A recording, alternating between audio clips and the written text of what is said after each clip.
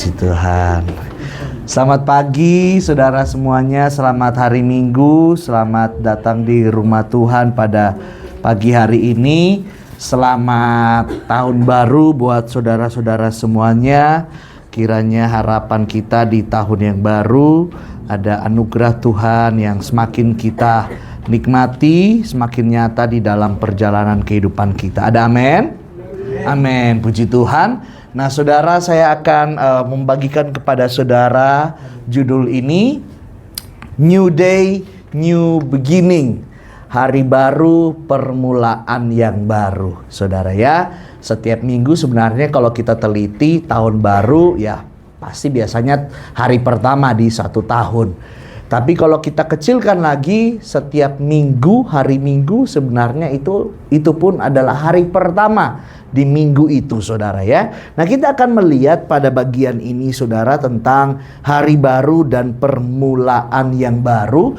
Mari saya ajak saudara untuk memperhatikan di dalam Yosua pasal 1 ayat 6 sampai ayat 8 saudara ya. Ini masih bersangkut paut dengan apa yang saya sampaikan di tanggal 31 kemarin. Nah mari saudara saya ajak kita melihat dalam Yosua pasal yang pertama ayat 6 sampai ayat yang ke-8 saudara ya. Yosua 1 ayat 6 sampai ayat 8. Saudara siap, kita akan baca ayat-ayat ini.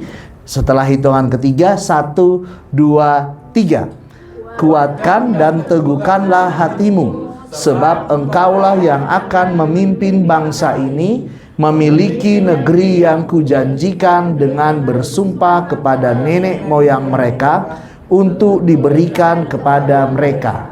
Hanya kuatkan dan teguhkanlah hatimu dengan sungguh-sungguh. Bertindaklah hati-hati sesuai dengan seluruh hukum yang telah diperintahkan kepadamu oleh hambaku Musa.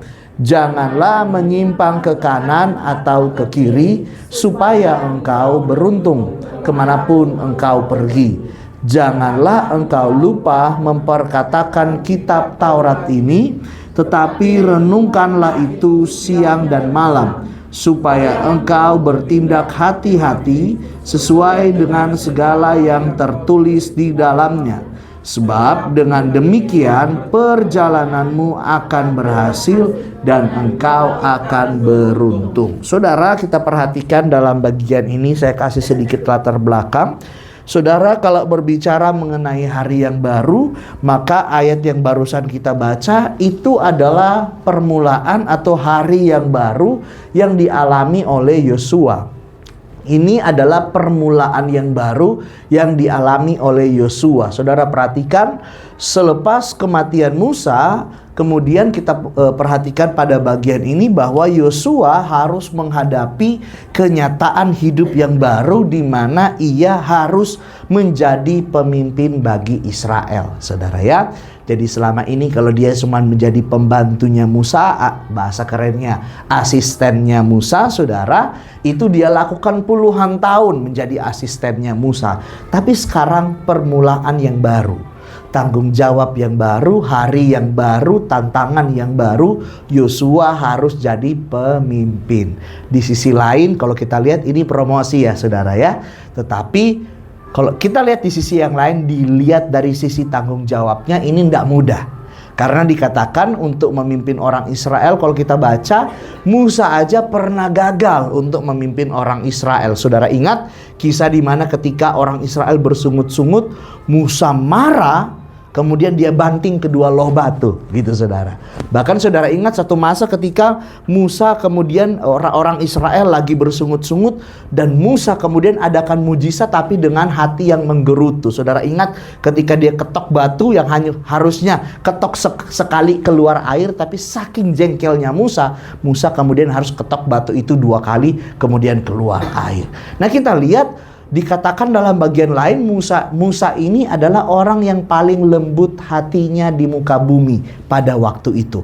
Wah, orang yang paling lembut hatinya aja berhadapan dengan orang Israel juga naik pitam saudara, bisa marah. Nah mungkin kita bisa lihat hal-hal ini disaksikan oleh Yosua.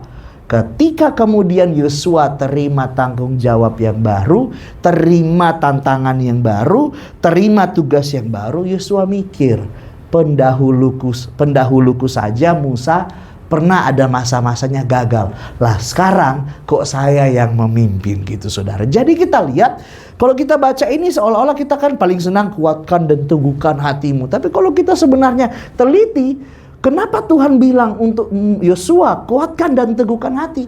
Karena kenyataannya Yosua, kemudian kita melihat Yosua ini menerima satu tanggung jawab, menerima suatu permulaan yang baru saudara. Nah ini mungkin juga menggambarkan kondisi kita, menggambarkan situasi kita. Nyambung Bluetooth Ibu Gembala kayaknya.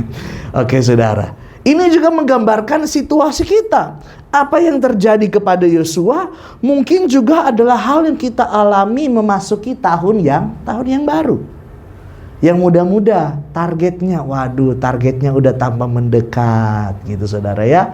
Target pekerjaan, target hubungan, apalah macam-macam saudara. Udah mulai berpikir, mulai dekat tenggat waktunya.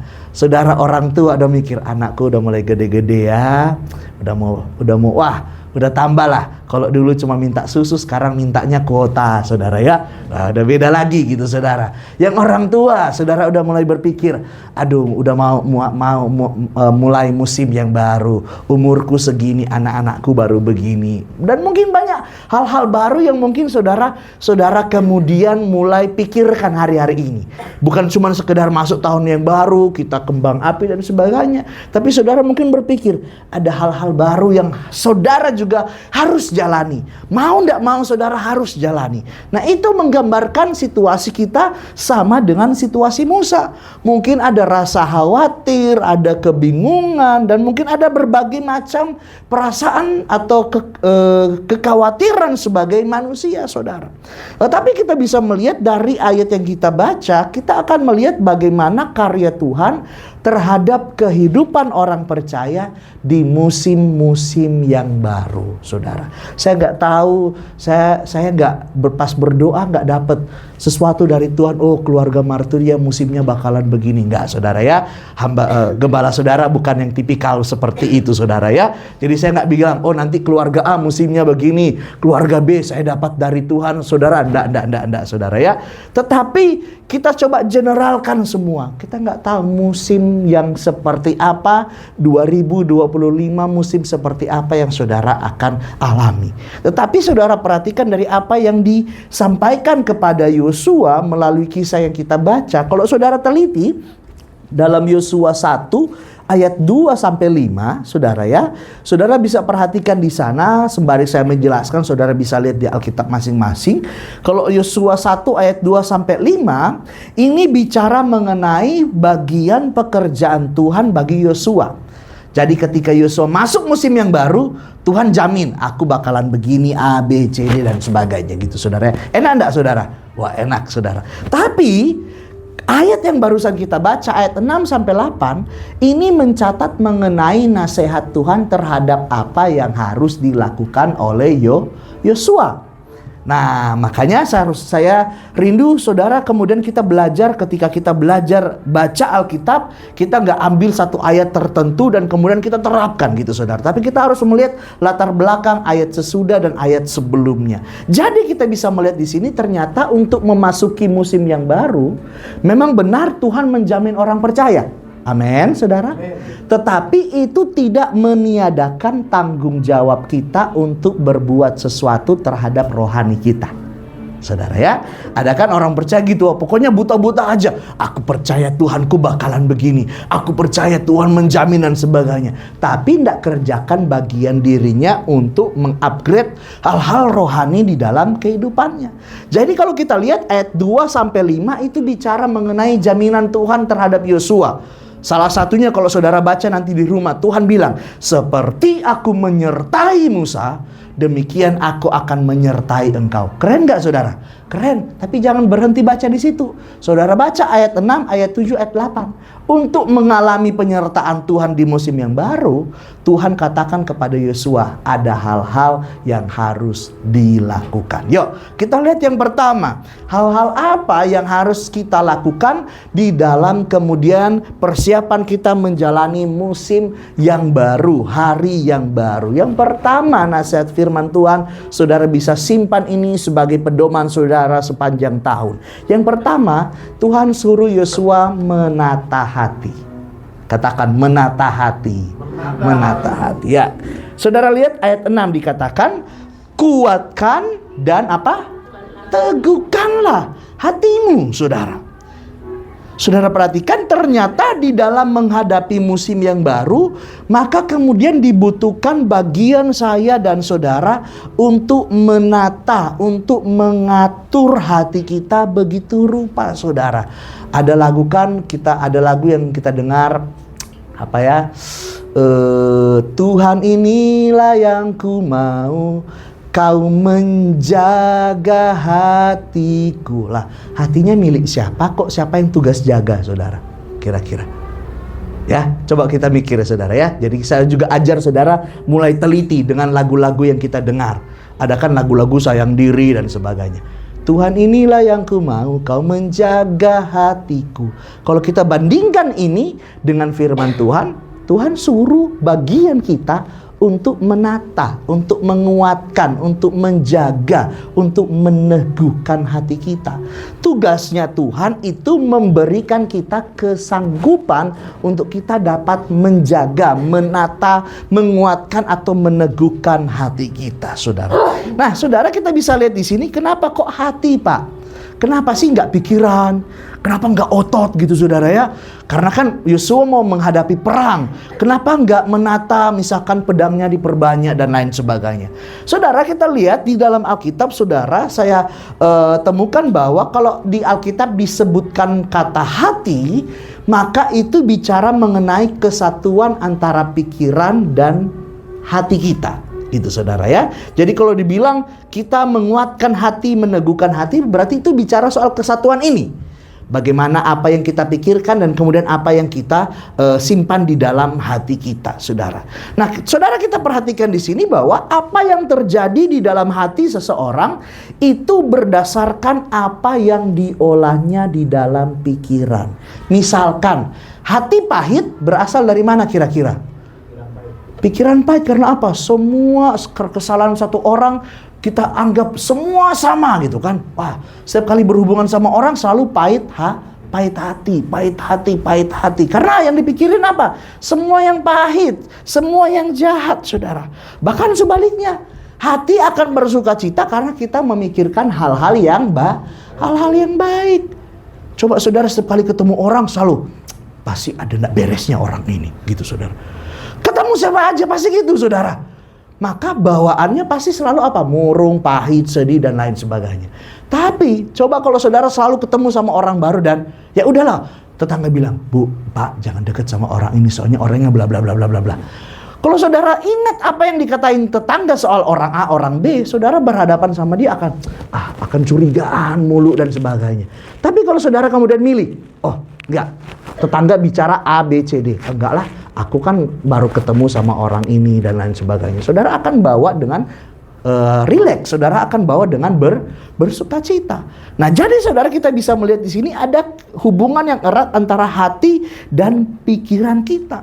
Saudara perhatikan selanjutnya dikatakan, ketika Allah menyuruh Yosua untuk berbuat sesuatu terkait hatinya, maka sebenarnya kita dapat lihat beberapa hal di sini. Kenapa sih Tuhan suruh Yosua kuatkan dan teguhkan hatinya, saudara? Saudara lihat yang pertama, kenapa hal itu Tuhan suruh? Karena ada hal-hal dalam musim yang baru yang dapat melemahkan hati seseorang, saudara ya. Kalau saudara perhatikan pasal-pasal dalam kitab Yosua selanjutnya, Yosua ini akan menghadapi peperangan, Yosua akan menghadapi pengkhianatan, Yosua akan menghadapi tindakan-tindakan licik, baik dari musuh, baik dari dalam lingkungan orang Israel. Saudara bayangin kalau Tuhan gak suruh Yosua, Tuhan gak nasihatkan Yosua untuk dia berbuat sesuatu dengan hatinya. Saya percaya ayat-ayat atau pasal-pasal dalam kitab Yosua ini akan berbeda, gak akan tertulis. Kitab Yosua ini akan jadi kitab yang lain. Karena apa? Yosua gak siapkan hatinya, saudara. Kenapa Tuhan suruh kita mempersiapkan hati kita, menguatkan hati kita, meneguhkan hati kita menghadapi musim yang baru? Karena saudara, di dalam musim yang baru kita nggak bisa jamin semua hal dapat berjalan sesuai dengan yang saudara mau. Bahkan maaf kalau boleh saya bicara, dalam musim yang baru Tuhan akan bawa saudara kepada hal-hal yang nggak pernah saudara pikirkan. Kalau saudara konteks berkat gitu kan, kalau konteksnya berkat, wah hal-hal yang gak pernah saya pikirkan. Wah misalkan emas batangan, gajinya melonjak naik. Tapi hal-hal di luar pikiran apa? Proses-proses hidup yang saudara gak pernah bayangin. Wah, itu sebabnya nasihat firman Tuhan datang kepada kita. Kita gak tahu musim yang baru akan terjadi seperti apa. Puji Tuhan kalau itu membaik. Kalau itu grafiknya naik. Tapi coba saya balik, bagaimana kalau musimnya ternyata musim proses yang berat? Hari ini firman Tuhan datang kepada saya dan saudara untuk kita mengalami keberhasilan di dalam musim yang baru. Keberhasilan di sini artinya apa? Tuhan dipermuliakan gitu saudara ya. Maka kita perlu menguatkan dan meneguhkan hati kita masing-masing. Ada amin saudara? Ada amin. Itu yang pertama. Yang kedua, kenapa Tuhan suruh Yosua untuk meneguhkan hati? Kalau kita berkaca dari kisah sebelumnya saudara, kita bisa melihat bahwa ada pengalaman ketidakteguhan hati dari orang-orang Israel angkatan pertama terhadap janji Tuhan. Nah, dari mana kita tahu? Kalau saudara ingat kisah ke-12 pengintai, saudara ingat ya? Bilangan 13, bilangan 14. Satu ketika Musa masih hidup, Musa kirim 12 pengintai untuk mengintai tanah Kanaan. Saudara ingat kisahnya? Wah, mereka lihat di sana ada luar biasa hal-hal baik, penuh limpah makanan, minuman. Tapi faktanya ada orang-orang raksasa, ada musuh. 10 orang bawa kabar ini dengan fakta tapi menakuti orang Israel. Mereka nggak mempercayai janji Tuhan. Tapi Yosua dan Kaleb datang dengan fakta yang sama, tapi mereka percaya janji Tuhan, saudara. Jadi kalau dalam pemikiran saya, ketika Yosua disuruh Tuhan untuk menguatkan hati, untuk meneguhkan hati, seolah-olah kemudian Tuhan ingin mengingatkan Yosua, ingat pengalaman yang dahulu orang Israel angkatan pertama. Ketidakteguhan hati kita kemudian menyebabkan orang Israel angkatan pertama tidak masuk dalam tanah perjanjian. Tuhan sedang mempersiapkan orang Israel angkatan kedua melalui kepemimpinan Yosua supaya apa? Teguhkan hati, kuatkan hati. Kalian akan masuk ke tanah perjanjian, saudara. Nah, hari ini apa yang kemudian menjadi pelajaran buat kita, saudara?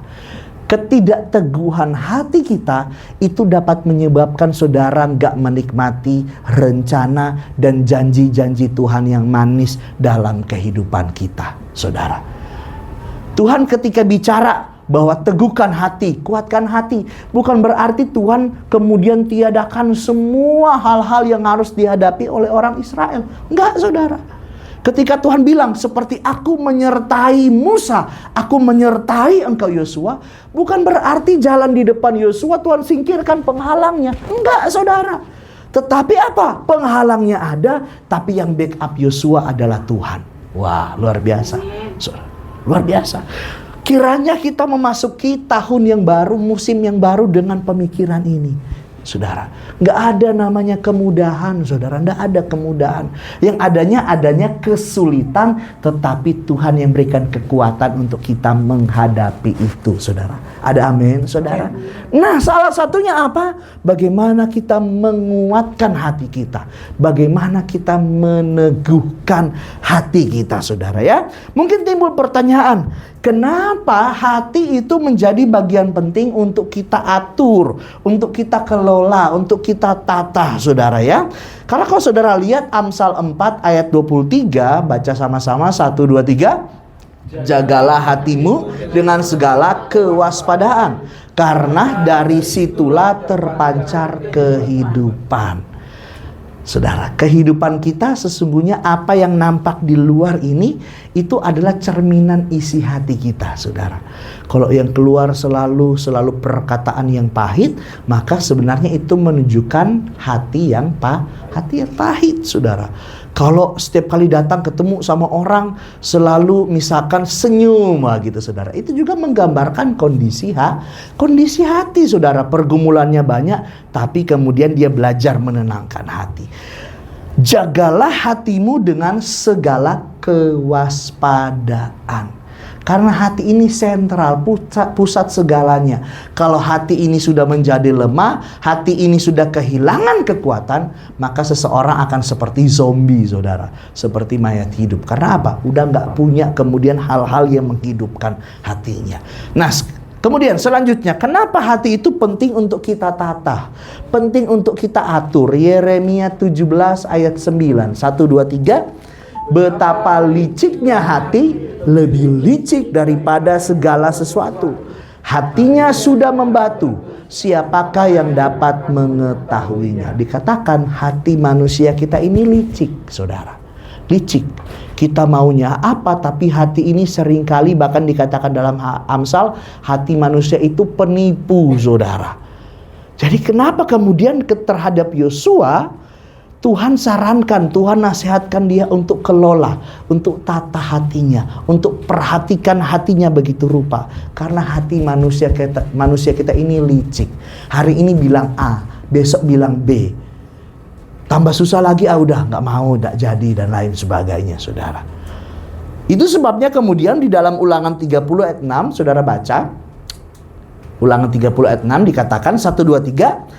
Dan Tuhan Allahmu akan menyunat hatimu dan hati keturunanmu, sehingga engkau mengasihi Tuhan Allahmu dengan segenap hatimu dan dengan segenap jiwamu, supaya engkau hidup.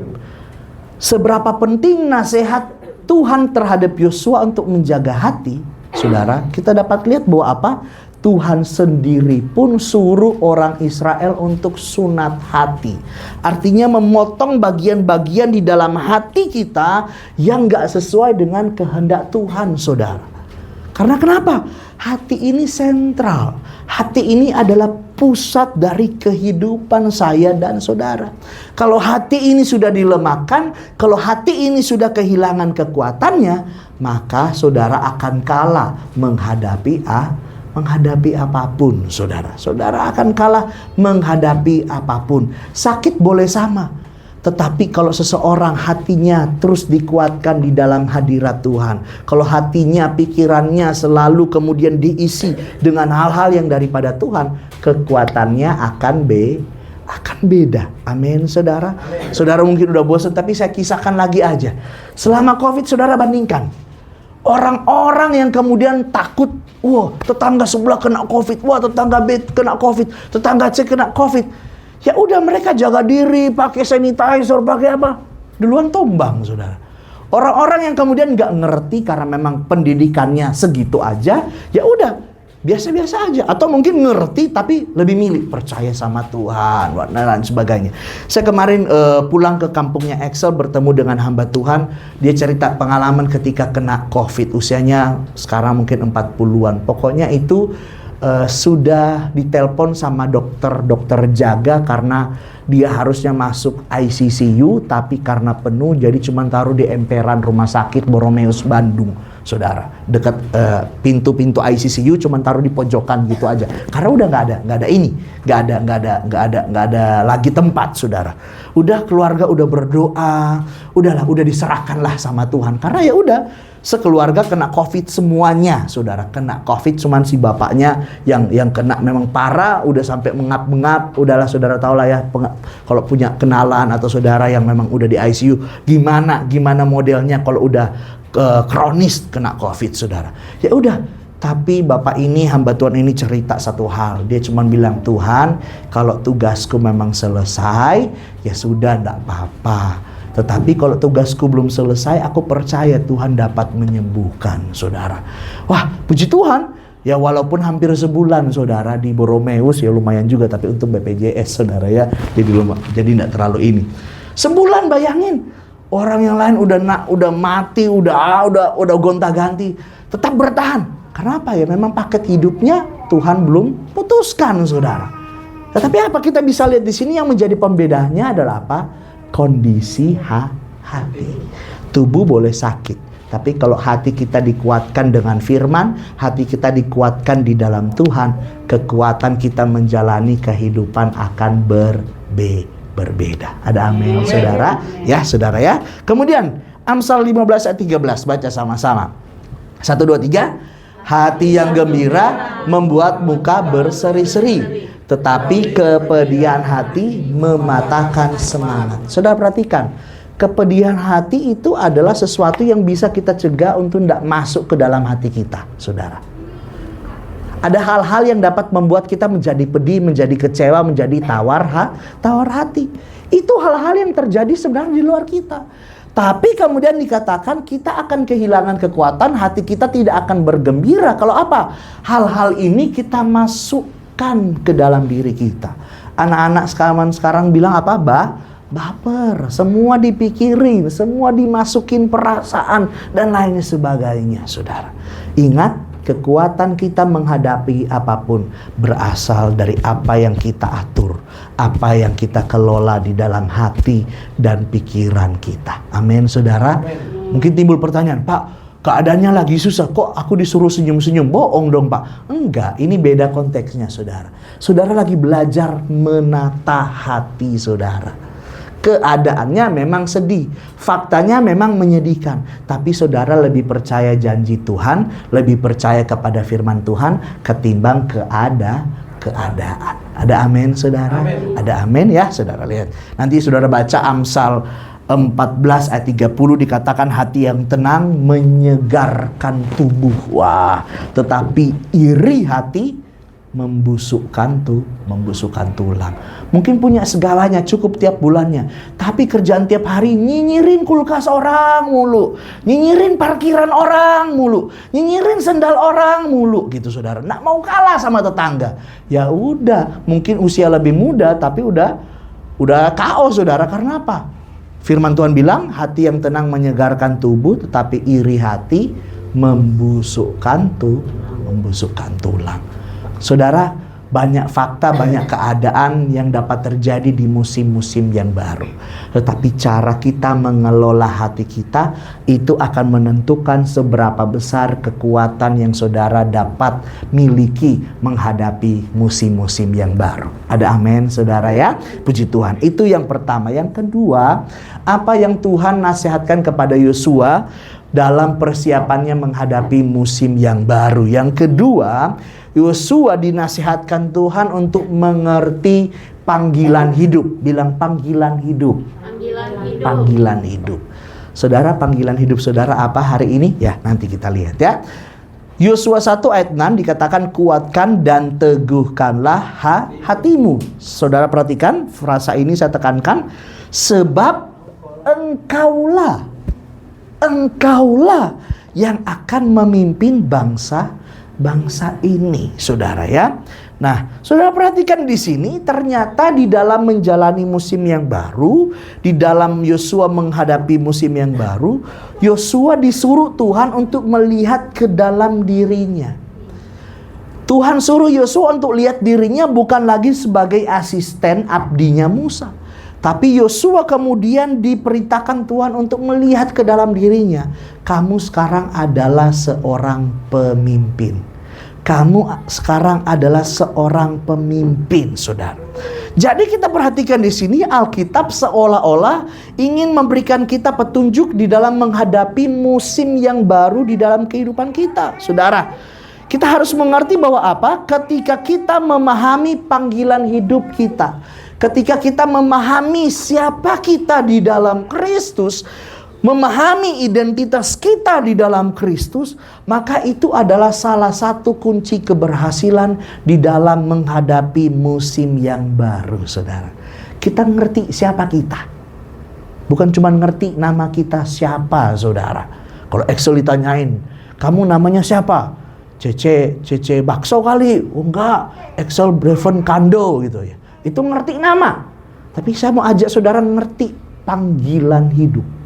Ngerti identitas saudara di dalam Kristus, bukan sekedar identitas KTP, saudara. Karena kenapa? Saat seseorang mengerti panggilan hidup, mengerti siapa dirinya di dalam Kristus, itu kemudian menentukan sekali lagi kekuatan seseorang di dalam menjalani kehidupan di dalam musim-musim yang baru, saudara. Saudara lihat, Pak, panggilan hidup itu apa sih, Pak? Saudara, saya lihat ya. Saya tulis bahwa panggilan hidup itu berarti apa ya? Suatu dorongan dalam hati kita untuk melakukan hal-hal tertentu tanpa kenal lelah, bahkan tanpa imbalan. Kita akan suka lakukan itu, bahkan tanpa pujian orang lain, saudara. Gitu, saudara ya. Itu bicara soal panggilan hidup. Banyak sekali, saudara. Terus identitas diri itu apa, Pak? Identitas diri itu artinya bicara mengenai pengenalan terhadap diri sendiri, saudara. Jadi bagaimana kita melihat, saya lihat diri saya, bukan ketika orang lain lihat diri saya. Itu beda, saudara ya. Bagaimana kita melihat diri kita berdasarkan firman Tuhan yang berdasarkan apa yang firman Tuhan baca. Nah, saudara, kedua hal ini kemudian kita dapat lihat di dalam perjalanan musim baru yang Yosua harus jalani. Tuhan suruh Yosua untuk ngerti siapa dirinya. Makanya Tuhan katakan, Yosua, kamu sekarang adalah seorang pemimpin. Tuhan sedang mengingatkan Yosua, Tuhan sedang mengingatkan kita untuk menyadarkan siapa kita hari ini, saudara. Panggilan hidup seperti apa yang kita miliki hari-hari ini, saudara. Saudara perhatikan, coba kita merenungkan hari-hari ini, saudara. Tidak sadarkah kita seringkali silih berganti tahun, silih berganti musim kehidupan, mungkin kita dapat merenung. Ada banyak hal dalam diri kita yang rasanya kok stagnan. Sekali lagi bukan dalam hal jasmani ya, saudara ya. Bukan dalam hal jasmani. Kita rasa kok diri kita seringkali stagnan, mengulangi pola yang sama, gitu saudara. Tapi tidak ada kemajuan, makan, kerja, tidur, bolak tiap hari gitu. Tapi gak ada kemajuan terhadap rohani kita, gak ada kemajuan terhadap karakter kita, saudara. Kenapa sih seringkali itu terjadi? Kenapa? Mungkin saudara timbul pertanyaan, apakah aku sampai tua cuman kerja aja ngurusin anak, terus kalau udah gak kerja, anak-anak udah besar, aku hidup begini-begini aja. Mungkin saudara, ada dari saudara berpikir begitu.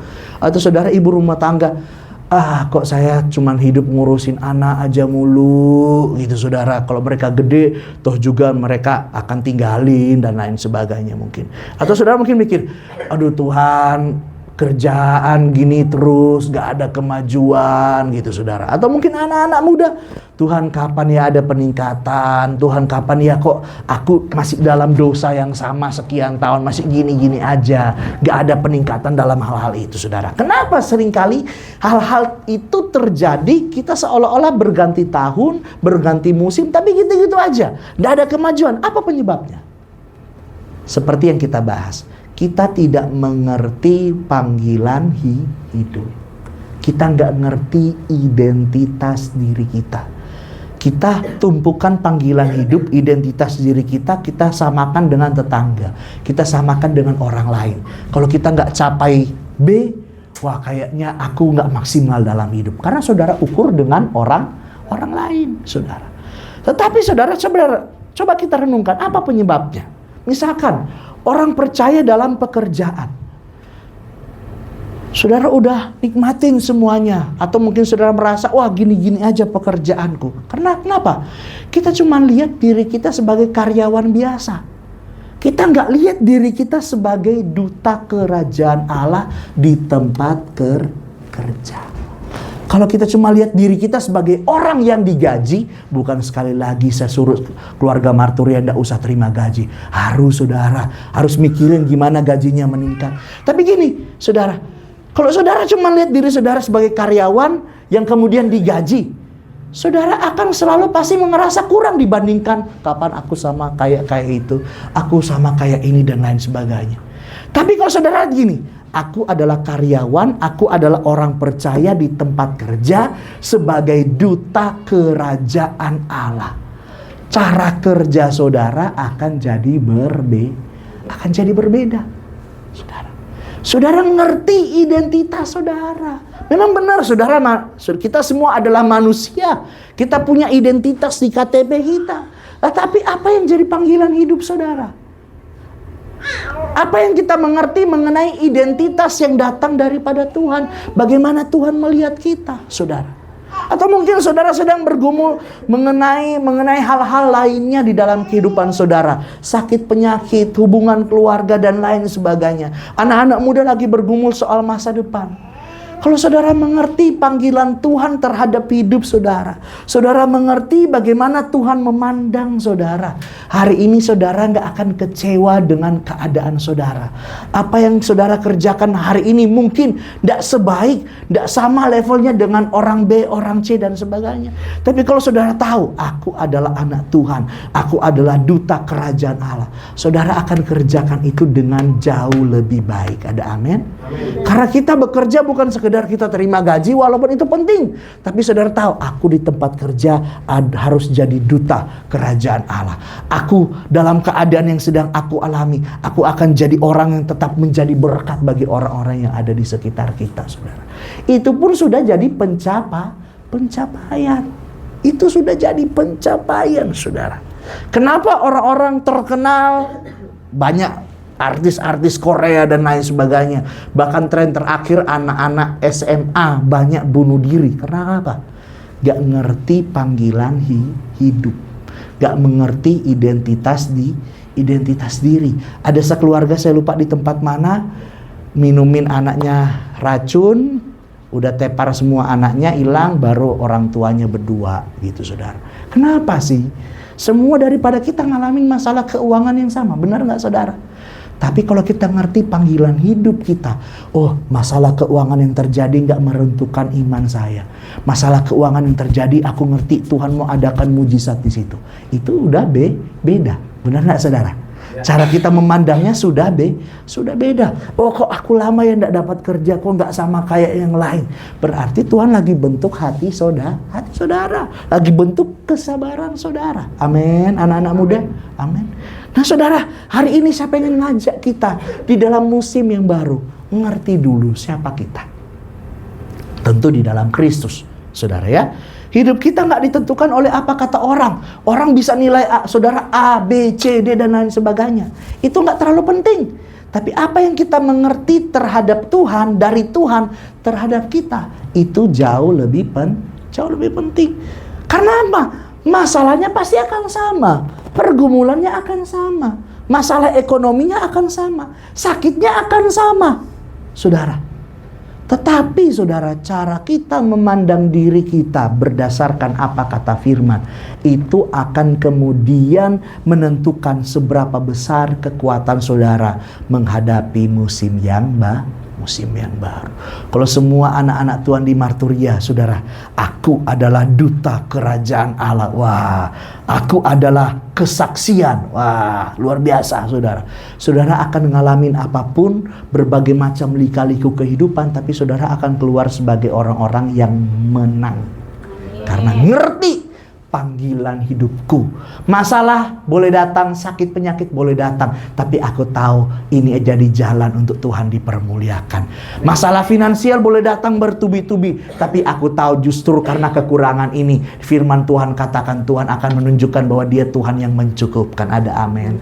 Masalah keluarga nggak kunjung-kunjung berhenti, tapi aku tahu ternyata kesabaran yang kumiliki selama ini semua datangnya daripada Tuhan. Wah, ada amin saudara. Kalau saudara memahami ini, saudara mengerti ini, tahun 2025 akan jadi tahun kemenangan lepas kemenangan buat saudara. Bukan Kalau bicara menang berarti ada sesuatu yang kita taklukkan. Makanya saya seringkali lucu kalau ada dengar orang Kristen gini, Tuhan berikan kami kemenangan lepas kemenangan, berikan kami kemudahan. No. Orang menang kalau dia menghadapi tantangan. Amin saudara. Jadi hari ini jadi orang percaya, jangan kita mundur dari tantangan, jangan kita mundur dari proses. Justru kita jadi menang karena ada tantangan yang kita taklukkan. Kita taklukkan dengan kekuatan kita kah? Bukan. Kita taklukkan itu bersama-sama dengan Tuhan. Amin, saudara ya. Nah, puji Tuhan. Saya lewatkan aja ya ayat-ayat pendukungnya. Saya bagian yang terakhir, bagian yang ketiga, saudara. Ya, kita lihat apa yang Tuhan sampaikan kepada Yosua di dalam menghadapi musim-musim yang baru. Saudara lihat bagian yang ketiga dikatakan bahwa keberhasilan terjadi oleh hidup yang berkesesuaian dengan firman. Hidup yang sesuai dengan firman. Saudara perhatikan ayat 7 ya. Saya cuma catat ayat 7. Saudara dikatakan, hanya kuatkan dan teguhkanlah hatimu dengan sungguh-sungguh, bertindaklah hati-hati sesuai apa saudara? Dengan seluruh hukum yang telah diperintahkan. Bahkan kalau saudara lompat ayat 8, saya nggak catat di situ. Tapi saudara lihat ayat 8, hukum itu apa sih katanya? Dikatakan ayat 8, janganlah engkau lupa memperkatakan kitab Taurat. Ya, jemaat martir sudah ngerti kalau bicara hukum, kalau bicara Taurat itu selalu bicara satu kesatuan firman Allah. Saudara, kita lihat di sini ternyata di dalam menghadapi musim yang baru yang ada tantangan, yang ada pergumulan, kalau pengen berhasil, kalau pengen menang, maka Tuhan perintahkan Yosua untuk hidupnya berkesesuaian dengan firman Tuhan, berpadanan dengan firman Tuhan. Tuhan rindu kalau Yosua pengen nikmati keberhasilan, kesuksesan, kemenangan lepas kemenangan dalam peperangan di dalam menghadapi musim yang baru. Tuhan rindu supaya Yosua menjadikan firman Tuhan itu sebagai landasan, saudara.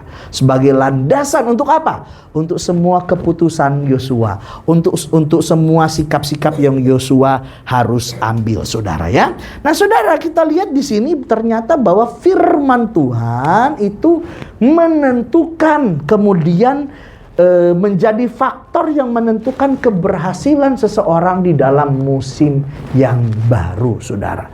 Jadi kita bisa lihat di sini bahwa apa? Di dalam musim yang baru, firman Allah itu menjadi jaminan untuk kita menghadapi kemenangan lepas kemenangan. Amin, saudara ya.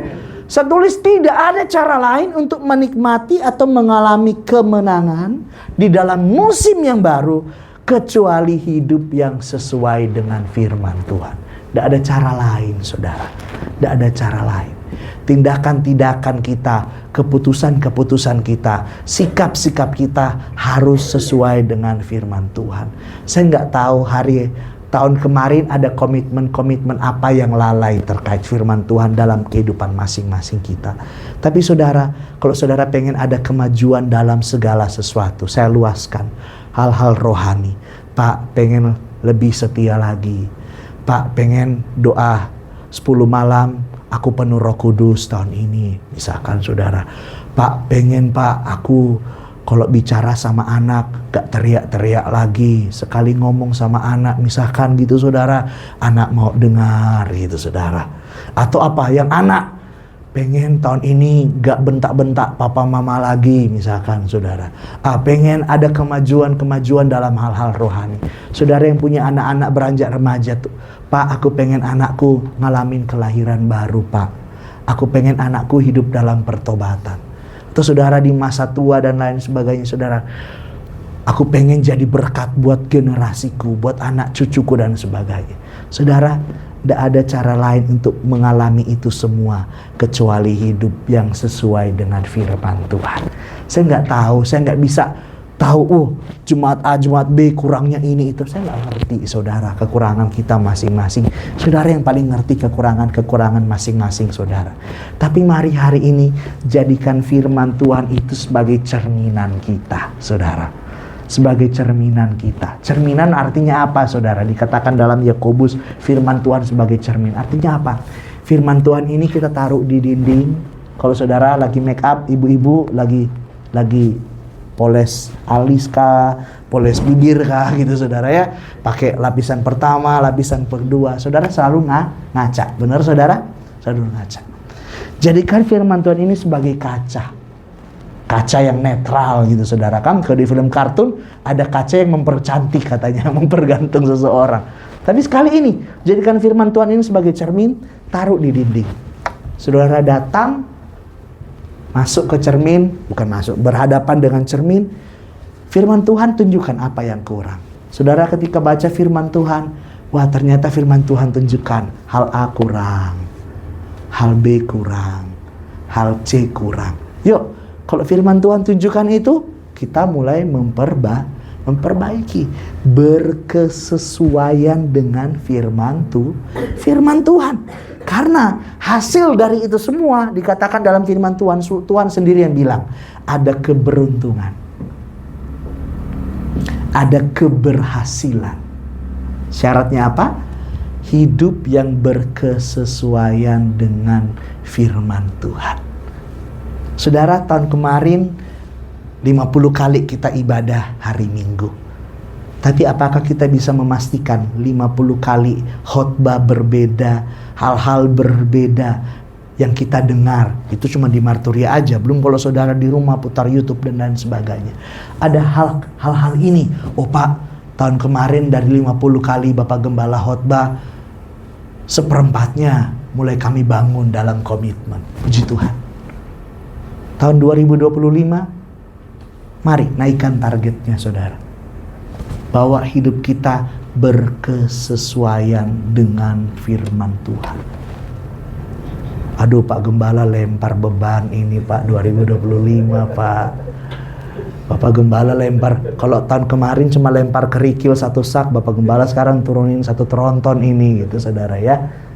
Tapi saudara kalau pengen hidup saudara berhasil, beruntung dalam segala hal yang saudara kerjakan dengan tangan saudara.